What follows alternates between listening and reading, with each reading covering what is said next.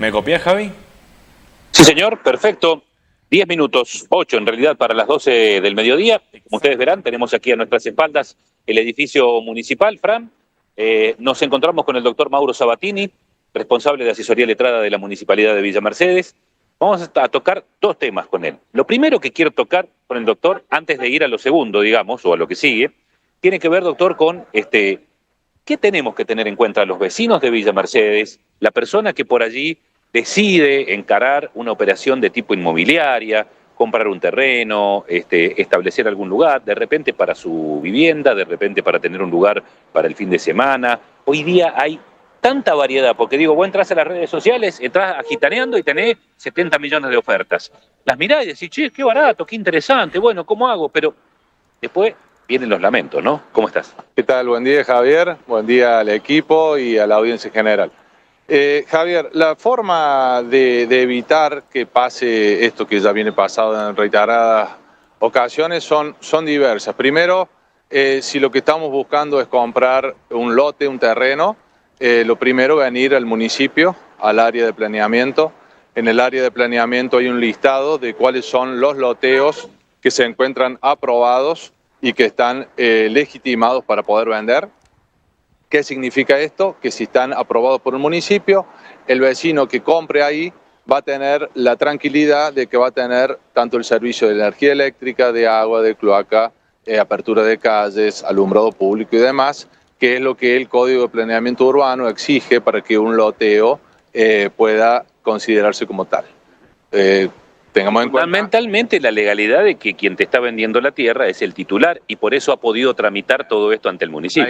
a eso es lo que voy, porque suele pasar de que un loteo sea quien vende el titular de las tierras, pero el loteo no se encuentra aprobado por el municipio. Ahí puede tener el vecino el inconveniente de no tener agua, no tener cloaca, no tener luz, pero el inconveniente sería ese únicamente. Lo que se conoce como factibilidad de servicio. Exactamente. Claro. El inconveniente sería ese. Si le agravamos, si le tenemos el agravante de que no solo no está aprobado por el municipio, sino quien vende no es el dueño de las tierras, no solo que no vamos a tener los servicios, sino que no vamos a tener la tierra.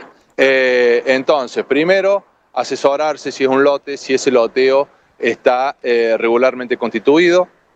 Un loteo con se fracciona una manzana o más. Por ahí si se vende un lote que está suelto, no hace falta que se apruebe como loteo como tal, pero bueno, eso se lo van a explicar. Sí podés averiguar titularidad y todo lo demás. Sí se puede averiguar acá en el municipio, factibilidad de servicio, titularidad y todo lo demás. Fuera de eso, se puede consultar a algún abogado de confianza, algún escribano que le va a saber decir la cuestión registral, algún martillero, inmobiliarios y demás. Justamente vos que mencionabas que en las redes sociales se ven muchas ofertas, por ahí el vecino cree porque ve una oferta en Facebook, va a ser más barato que si va a una inmobiliaria. Ayer me llamó un martillero que forma parte de una inmobiliaria muy importante de la ciudad. Cuando se enteró el precio de que se han estado vendiendo estos terrenos del barrio Familia Unida, dice: Mauro, yo tengo terrenos a menos precio, con todos los papeles, y no los vendo. Entonces yo digo, por ahí que la gente no se apresure, por ahí uno tiene la ilusión o hasta la desesperación de tener un terreno propio. Eso mejor es la última alternativa que te queda, bueno. Pero yo digo que nunca está de más averiguar en un par de inmobiliarias, averiguar en el municipio. El municipio, o sea, es una averiguación, una consulta totalmente gratuita, por ahí un abogado, un escribano no, entonces digo, el primer recurso me parece bueno que sea la municipalidad, le van a dar una información muy completa y sin ningún tipo de costo para el vecino. Mauro, perdón que te meta en esto, pero a lo mejor para el vecino, para la persona que nos está mirando, no queda muy claro. ¿Existe una dicotomía entre el catastro municipal y el catastro provincial? Digo, ¿puede aparecer de repente Furlotti Javier, titular de un terreno, en el catastro provincial y no en el catastro municipal? ¿O esto está cruzado? Porque digo, hay mucha gente que dice eso, che, hay un problema tal vez del catastro municipal con el provincial que no se condice muchas veces. No, Javier, hay un solo catastro que es el catastro de la provincia. Lo que el municipio tiene es un reflejo del catastro de la provincia. Bien, Esto que vos me estás diciendo, quien salió a generar esta confusión, por ahí ha sido la señora Escudero, que ha vendido estos lotes ahí en el barrio Familia Unida, que ella hace esta mención como para justificarse de por qué ella desconocía cierta información, diciendo que ella tramitaba por el catastro provincial y nosotros por el municipal, pero esa información es totalmente incorrecta, falsa, totalmente. Ahora fuimos precisamente al tema y me lo mencionaste vos y te pregunto específicamente por esto, ¿no? Hay 33 familias que han comprado de buena fe o han accedido de buena fe a un terreno que alguien les vendió diciendo que era el titular, haciendo uso de una figura legal que existe, que es la posesión veinteañal o lo que se conoce como usucapión, en la terminología legal. Pero los terrenos eran del municipio. ¿Cómo queda esto? Mira, Javier, el tema es complejo. Sin duda. No se puede dar una explicación parcial sin entender el tema como una cuestión más general, más amplia. Yo ya más o menos he querido dar la explicación de qué se necesita para lograr la adquisición de una tierra a través de esta figura de la posesión veinteañal. No es algo tan sencillo, no es voy, inicio un juicio y en un par de meses... Pago la boleta durante 20 años, ya es mío. Pago la boleta. Hay gente que viene y paga 20 años para atrás de boletas y cree que con eso ya puede ser dueño y no. Yo le tengo que acreditar, si es una posesión que hace un vecino, al juez que hace 20 años que poseo a título de dueño y de forma pacífica e ininterrumpida ese lote. Si falta alguno de esos elementos, yo puedo tener las facturas pagas desde el 2020 hasta hoy, pero si no le demuestro que esas facturas fueron pagas de forma paulatina y mes a mes, Claro. No estoy demostrándole al juez que hace 20 años que estoy poseyendo ahí. Y además, otro ejemplo que suelo dar, si yo alquilo una propiedad durante 20 años, no lo estoy haciendo a título de dueño, estoy reconociendo la propiedad en otro. Entonces, claro. Por eso todos estos elementos que exige el Código Civil, posesión de más de 20 años, pública, pacífica, continua, ininterrumpida y a título de dueño, se tienen que dar todas. ¿Me explicó? Y en el caso de Familia Unida, puntualmente, la señora al vender no ha exhibido, por lo que dicen los vecinos y por lo que obran en los expedientes que ella ha iniciado, ningún tipo de documentación que acredite ni 20 años, ni 15, ni 10, ni nada. O sea, en una nota periodística que le hace Daniel Gutiérrez, ella dice, yo en realidad, porque hay que saberlo interpretar, ¿viste? El que no casa mucho la parte jurídica, en realidad estoy vendiendo derechos posesorios. Entonces yo decía, che, pero yo te estoy comprando un terreno, no un derecho posesorio, porque el derecho posesorio es abstracto, si se quiere o no. El tema es que uno cuando entra en esos tecnicismos, claro, el vecino que compra, si no se asesora con un abogado, es fácil de ser engañado. Claro.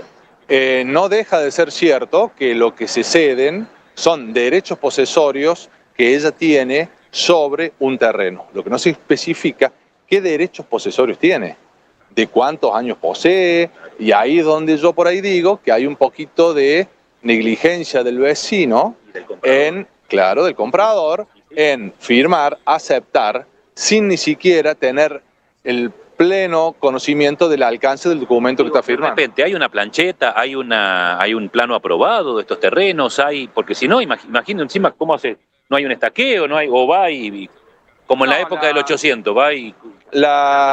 La mensura, que ese es otro tema que a los vecinos compradores les generaba cierta tranquilidad. La mensura es muy sencillo realizarla. Uno va, contrata a un ingeniero agrimensor, le pide que haga una mensura, el agrimensor toma las medidas, pone las estacas y dice, lo que vos me pediste que te mida, acá está reflejado en esta mensura, no significa que el terreno sea tuyo. Significa que el terreno sea tuyo. Eso es lo que yo le he explicado a los vecinos, que haya una mensura no significa que Catastro esté certificando que el título, que el que te dio la mensura, sea tal. Claro. ¿Me explicó? Sí. Y ha habido, Javier, déjame que aclare algo, porque hay algo que ya me viene molestando bastante.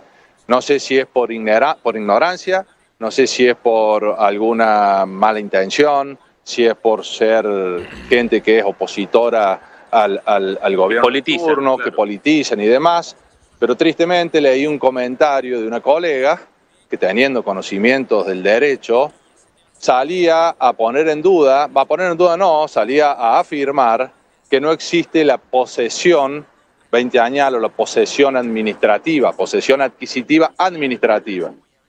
Quiero aclarar que, al margen de lo que establece el artículo 1897 y concordantes del Código Civil, que son los artículos que tratan de la posesión veinteañal y que obviamente dice que se debe hacer ante un juez, hay una ley específica, la ley 21.477, que es del año 76, que después fue modificada por la ley 24.320 del año 94, que establece que cuando la repartición provincial, municipal o sus delegaciones pueden realizar la posesión veinteañal con los mismos requisitos que exige el Código Civil, pero con la diferencia de que el procedimiento no se hace, cuando se trata de la provincia o del municipio, no se hace el procedimiento por la vía judicial, sino que se hace con un decreto administrativo del Poder Ejecutivo, municipal o provincial, y ese decreto tiene ya la fuerza tal para poder ser inscripto en el registro de propiedad inmueble. Perfecto. Entonces, que lo ponga en duda quienes asesoran o quienes le dan publicidad a esta venta de la señora Escudero, quien está implicada en esto, es entendible porque quieren defenderse y demás. Pero que venga un colega que tengo yo conocimiento que no forma parte del equipo de la señora Maite, y que diga esto, también genera más confusión, y de cierta forma acusa al municipio o al equipo de apropiarse de un terreno. Y además acusa al municipio o al equipo legal del municipio de que actúan con total ignorancia, desconocimiento o de mala fe. Claro. Entonces, una acusación grave que yo quiero aclararlo.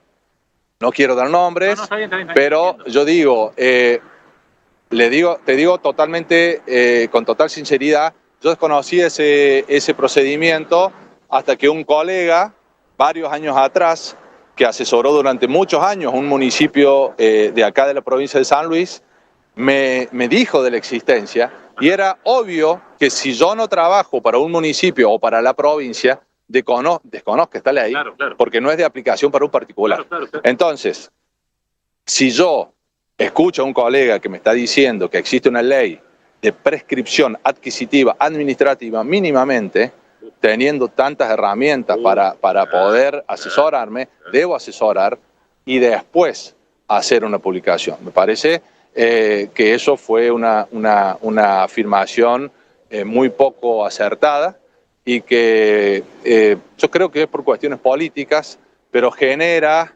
confusión y favorece a que estas maniobras ilegales que se realizan dentro de la ciudad sigan sucediendo. Mauro, acá hay tres patas. Una es el municipio, que es el dueño legal del terreno, que a su vez se lo ha cedido a la provincia para la construcción de un barrio de viviendas sociales. Otro son los vecinos. Y la tercera es esta persona que, entre comillas, y hoy día podríamos hablar en potencial, podría haber esgrimido una estafa contra estos compradores. Ustedes se han presentado en la justicia. ¿Qué es lo que le están pidiendo a la justicia? Nosotros, la principal denuncia que hicimos fue del mes de junio del año pasado, en donde pusimos en conocimiento de la Fiscalía que lotes que habían sido adquiridos por el municipio, en donde se acompaña todo el expediente con el procedimiento administrativo que pasa al Consejo Deliberante, que se publican edictos con todos los requisitos cumplidos de la ley. Hago referencia a esto porque es importante. Nos llega a nosotros la noticia porque un vecino viene a pedir el servicio de energía eléctrica, viene a pedir una bajada de luz. Claro. Le decimos: esa zona usted no puede bajar la luz porque eso es del municipio. No, a mí me vendieron.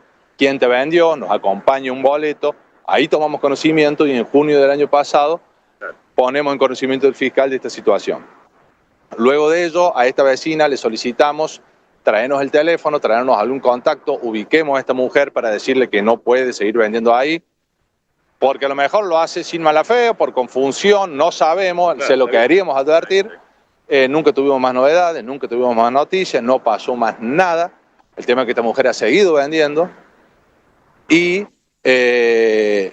cuando empiezan en noviembre del año pasado, que se le cede a la provincia para la realización de esta obra de viviendas, y la provincia empieza con los movimientos de suelo, ahí empiezan a aparecer todos los otros compradores, que no ha sido uno, sino que fueron 54 los lotes que se vendieron, repartidos en más o menos 33 familias. Entonces, al ahí aparecer toda esta gente, y al nosotros empezar también a indagar un poco más profundamente, vemos que hay 19 o 20 mensuras que se hicieron con posterioridad a la que hizo el municipio en el año 2022 para poder hacer el procedimiento de posesión, que la mensura es uno de los elementos principales para poder hacer la posesión. Hay 19 o 20 mensuras que el agrimensor las ha realizado a sabiendas que hay una mensura aprobada del municipio, y las ventas también se han hecho a sabiendas de que el municipio ya tenía intervención en esas tierras.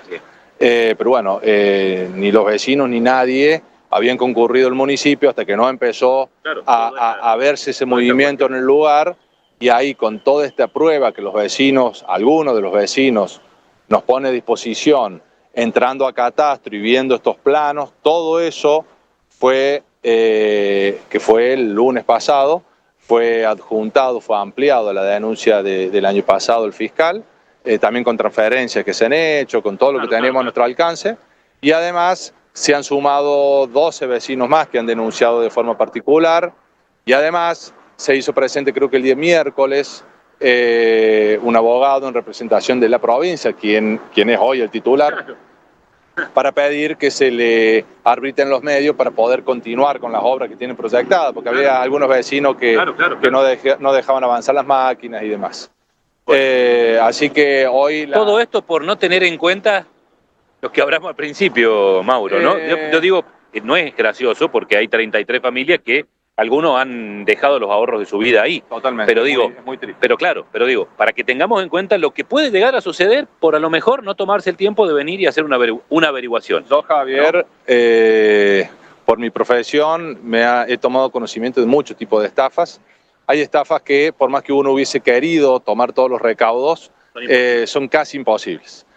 Por ahí con un auto mellizo, uno va con un título que es igual al original. Claro, lo chequea y te dicen sí, sí. Te dicen que sí, pero no es ese el auto, es otro, y cuando vas a verificar el auto te das cuenta que compraste mal. Ahí uno, como que era medio difícil escaparse de la estafa. En este caso era muy sencillo. Entonces yo siempre digo que cada uno se haga cargo un poquito de lo que le corresponde, de la responsabilidad que le corresponde, y que el vecino que compró y que no averiguó diga: bueno, sí, hubo un error de mi parte en haber confiado. Hay que ir contra quien vendió de manera... Y hay que ir con que... Yo también dije, otro ejemplo que doy, porque varios vecinos le pedían una solución al municipio o a la provincia, y el municipio y la provincia no tienen nada que ver con esta estafa. Es un trato entre dos particulares. Dime un ejemplo: a vos, Javier, te venden un auto mellizo, te estafan, y no vas a venir a pedirle al municipio o a la provincia que te dé un auto. O al registro del automotor. O a alguien que te dé el auto. O sea, desgraciadamente no funciona así.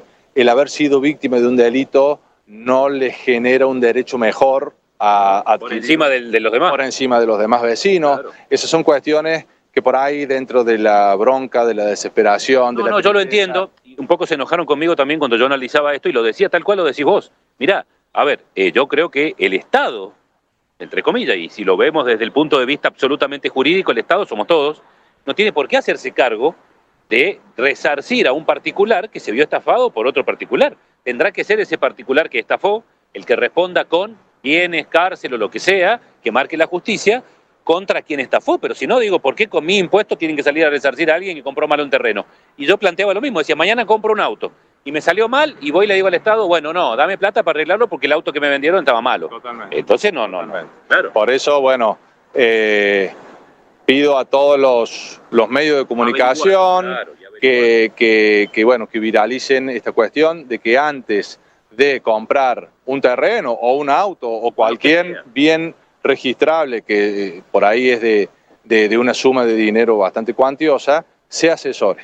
En este caso, si es un bien inmueble, se puede asesorar con el municipio, si es un vehículo con el registro del automotor, pero que se asesoren. Si después, siendo asesorados, quieren correr un riesgo, está perfecto, cada uno asume el riesgo que le parece y que quiere asumir, pero sabiendo qué riesgo estamos asumiendo, no comprar algo que ni siquiera sé qué es lo que estoy comprando, para evitar todo este tipo de cosas. No repetir, claro. Nosotros en la reunión que tuvimos, realmente había familias que estaban desahuciadas, indemnizaciones de muchísimos años de trabajo, entregaron el auto, entregaron los ahorros de su vida. Toda su vida, y realmente el daño que se genera es muchísimo, pero yo entiendo que se podría haber evitado con un poquito de prevención previa. Pasa que por ahí uno también se juega mucho con la ilusión de la gente, el entusiasmo, y eso nos hace cometer por ahí algún tipo de error como el que se cometió ahora. Mauro, muchas gracias por el dato, muchas gracias por el tiempo. No, por favor, muchas gracias. Hasta luego. Gracias. Bueno, el doctor Mauro Sabatini con nosotros, fundamental, gente, por favor, tengámoslo en cuenta. Fíjate vos lo que se podría haber evitado si la gente hubiese averiguado, hubiera buscado la documentación, hubiera certificado. Entendemos todo el contexto, pero lamentablemente acá hay alguien que se avivó y que encontró del otro lado gente que compró esa avivada. Literalmente, Fran, encontró del otro lado gente que compró esa avivada, ¿no? Correcto, Javi, correcto. Bueno, son las 12:15, casi que ya estamos cerrando el programa del día de hoy. Yo me despido, gracias a todos, excelente fin de semana, a cuidarse, si Dios quiere nos encontramos el lunes. Para mí ha sido un gusto volver y seguir estando en contacto con nuestra gente. Gracias, Fran, buen fin de semana para vos también. Nos estamos viendo, Javi. Hasta luego.